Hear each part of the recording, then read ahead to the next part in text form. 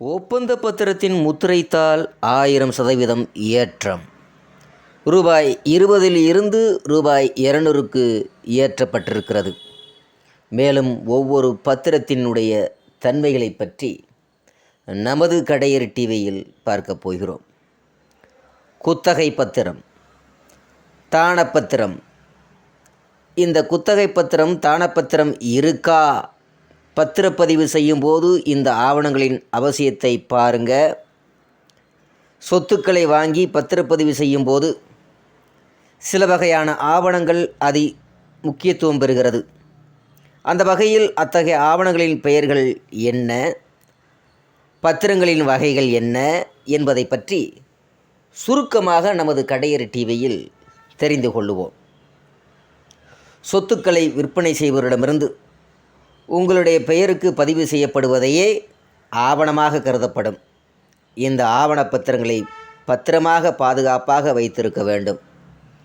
பத்திரங்களின் வகைகளை பற்றி பார்ப்போம் என்று சொன்னாங்கன்னால், விடுதலை பத்திரம், பரிவர்த்தனை ஆவணம், உயில் பத்திரம், கிரய உடன்படிக்கை ஆவணம், பொது அதிகார ஆவணம், சிறப்பு அதிகார ஆவணம், சமாதான பத்திரம், சம்மத பத்திரம் என்று பல வகைகளில் பத்திரங்கள் உள்ளன.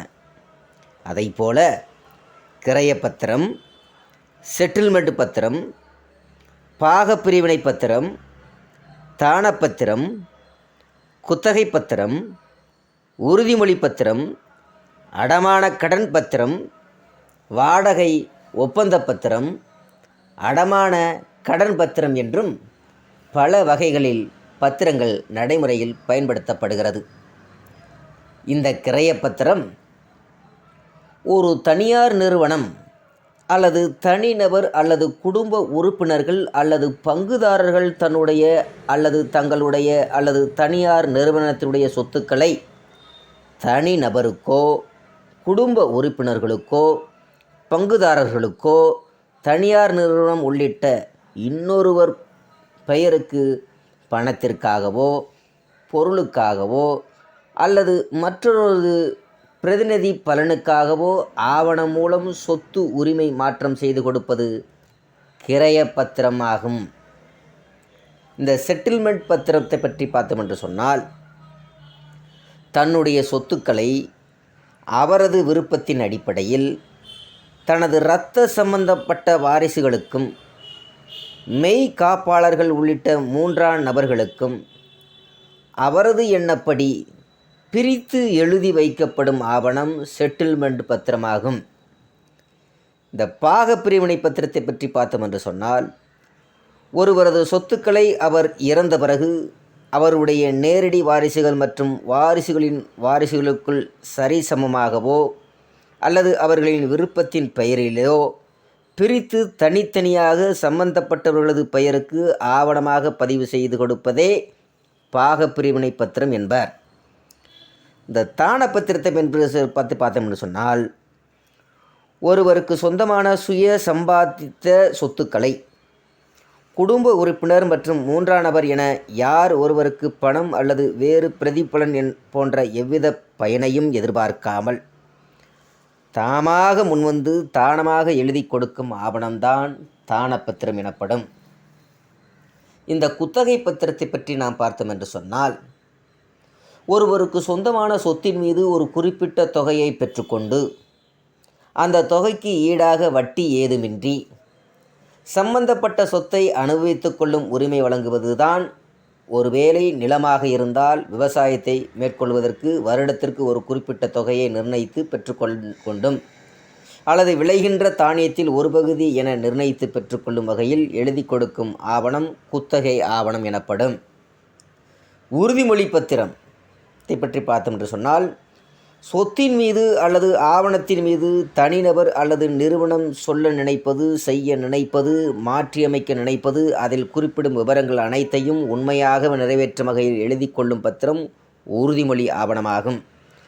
அடமான கடன் பத்திரம் தனது பெயரில் உள்ள சொத்து சம்பந்தமான ஆவணத்தின் மீது வங்கியிலேயோ அல்லது நிதி நிறுவனத்திலேயோ அல்லது தனியார் நபர்களிடத்திலேயோ கடனை பெற்றுக்கொண்டு அந்த கடனுக்காக வட்டி விகிதம், காலக்கெடு நிபந்தனைகள் உள்ளிட்டவற்றை எழுதி பதிவு செய்து கொடுக்கும் ஆவணம்தான் அடமான கடன் பத்திரமாகும்.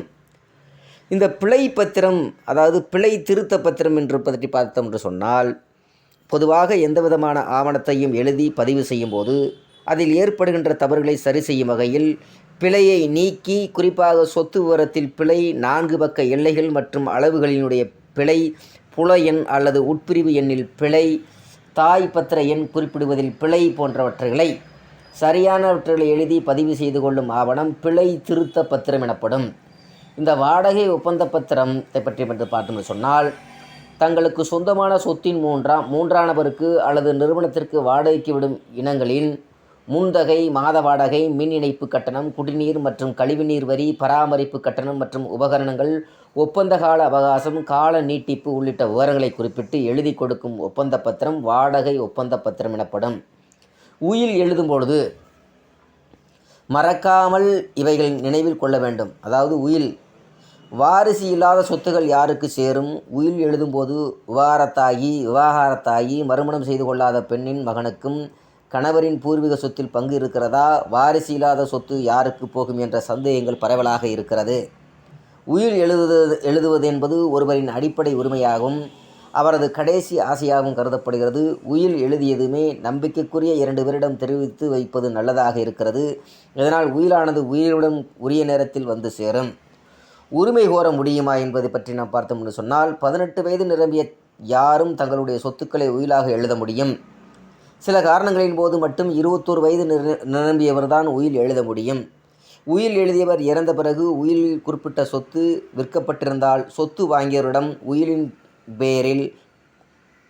பேரில் கோர முடியாது. உயிலை எழுதியதுமே அதை பதிவு செய்ய வேண்டிய அவசியமில்லை என்றாலும், நாளடைவில் உறவுகளுக்குள் தேவையில்லாமல் சிக்கல்கள், குழப்பங்கள் எழுதுவதை இது தடுக்க உதவும்.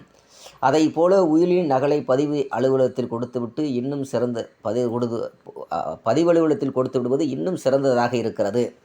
அலுவலகத்தின் கீழ் வருகிறதோ அங்கு மட்டுமே பதிவு செய்ய வேண்டும். ஆண் வாரிசுகள் ஒருவர் தன்னுடைய சொத்துக்களை உயில் எதுவும் எழுதி வைக்காமல் இறந்துவிட்டால் அந்த சொத்துக்கள் அவருடைய வாரிசுகளுக்கு நேரடியாக போய் சேரும். ஒருவேளை அவர்களுக்கு வாரிசுகளுக்கும் யாரும் இல்லாவிட்டால் அம்மா வழி அல்லது அப்பா வழி சொத்துக்களையும் சொந்தங்களுக்கும் சொத்துக்கள் போய் சேரும். அந்த வகையில் இறந்த நபரின் அம்மாவிற்கும் இந்த சொத்தில் பங்கு உண்டு. இறந்தவரின் மனைவிக்கும் சொத்தில் பங்கு இருக்கிறது. அதை போல வாரிசுகளுக்கு உயில் எழுதி வைக்கும் பொழுது மனைவியையும் ஒரு பங்குதாராக சேர்த்து உயில் எழுதினால் நல்லது. அல்லது வாரிசுதாரையோ நாமினியாக நியமித்துவிட்டால் எதிர்காலத்தில் தேவையில்லாத சிக்கல்கள் எழ வாய்ப்பு இருக்கிறது. கணவனின் சொத்து உயில் எழுதும்போது விவாகரத்தாகி மறுமணம் செய்து கொள்ளாத பெண்ணின் மகனுக்கும் கணவரின் பூர்வீக சொத்தில் பங்கு இருக்கிறதா என்ற சந்தேகம் பலருக்கு விழுகிறது. வாரிசு உரிமை சட்டத்தின்படி பூர்வீக சொத்தின் அனைத்து நேரடி வாரிசுகளுக்குமே பங்கு இருக்கிறது. இதில் விவாகரத்து ஆகியிருந்தாலும் முன்னாள் கணவர் மறுமணம் புரிந்து அவருக்கு குழந்தை இருந்தாலுமே இந்த பெண்ணின் மகனுக்கும் பூர்வீக சொத்தில் உரிமை இருக்கிறது. வாரிசு இல்லாதவரின் சொத்து, அதேபோல் வாரிசு இல்லாத சொத்து யாருக்கு போகும் என்ற சந்தேகம் உள்ளது. வாரிசு இல்லாத ஒருவர் சுய விருப்பத்தின் பேரில் தன்னுடைய சொத்துக்களை உயில் மூலம் தான் விரும்பும் நபர் யாருக்கு வேண்டுமானாலும், வாரிசு இல்லாதவர்களுக்கு தத்து பிள்ளைகளுக்கும் இல்லாதபோது உயில் எழுதி நபரையோ மொத்த சொத்துக்களையும் சேரும். எனவே கணவன் மனைவி இறந்த பிறகு வாரிசு இல்லாதவர்களின் சொத்துக்கள் அவர்களின் 2ஆம் நிலை வாரிசுதாரர்களுக்கே சொந்தம். அதாவது கணவருடன் பிறந்த சகோதரர் மற்றும் சகோதரிகள் மற்றும் மனைவியுடன் பிறந்த சகோதரர் சகோதரிகளுக்கு சொந்தமாகும். பங்காளி வாரிசுகள் அதே சமயம் இறுதி காரியம் செய்யும் நபர்களுக்கு சொத்தை பயன்படுத்தும் உரிமை இருக்கிறது. அதனால்தான் சிலர் பங்காளிகள் வாரிசுகள் இறுதி காரியம் செய்ய விடுவதில்லையாம். வாரிசுகள் அதை போல தனக்குரிய சொத்துக்களை மட்டுமே உயிலாக எழுதி வைக்க முடியும். பூர்வீக சொத்தாக இருந்தாலும் அதை யாருக்கு உயிலாக எழுத முடியாது, பிரித்து தரவும் முடியாது. வாரிசு இருந்தாலும் கூட அவர்களுக்கு சொத்து எழுதி வைக்காமல் பிறருக்கு எழுதி வைக்கலாம் அல்லது ட்ரஸ்ட்டுகளுக்கும் சொத்துக்களை எழுதி வைக்கலாம். அப்படி எழுதி வைத்தால் வாரிசுகள் அதை எதிர்க்க முடியாது. வாரிசுகளுக்கு எழுதி வைத்தால் அந்த சொத்து மனைவிக்கு கிடைக்கும் என்றும் எடுத்துக்கொள்ள முடியாது. இவ்வளவு செய்தாலும் அவரது மரணத்துக்கு பிறகே இது உயிலாக கருதப்படும் என்று குறிப்பிடப்படுகிறது.